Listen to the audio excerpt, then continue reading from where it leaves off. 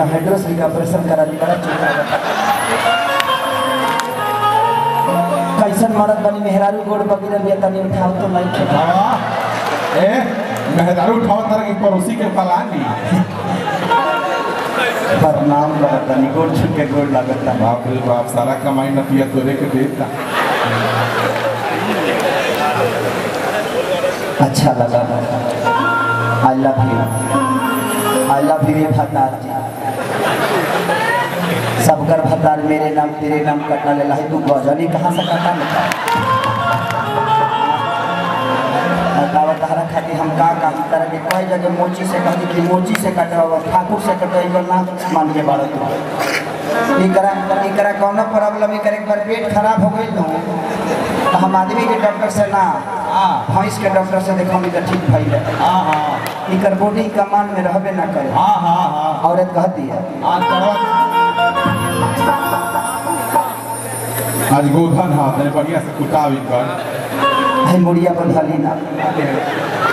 मुड़िया बंधाली अरे बाप ये भतार होती लील गाय हो औरत कहती है से भिखारी चाचा के भतीजा लिखा लागत है ज्यादा निपटना हाँ मत जाई ना रहो छोटका भैया बड़ा छुछुनर बा बाप का कदी कौनो ठीक नहीं है चल जा भैया चल जा हम देख ले हाँ चल जाए चल जा हम देख ले चल जाए तो मार के अभी दतवा तोड़ दे अरे कोई ना ये पिया ना ना ना ना ना ना ना ना ना ना ना ना जाओ तने को बढ़ाओ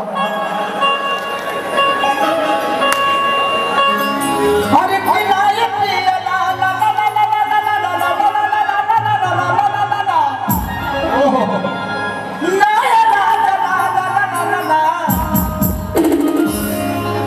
गिना बनम जिना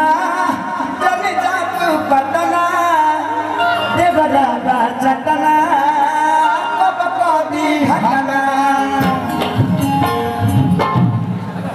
कैसे हैं आप लोग? अच्छे हैं? ये सब माटी के लाल हैं।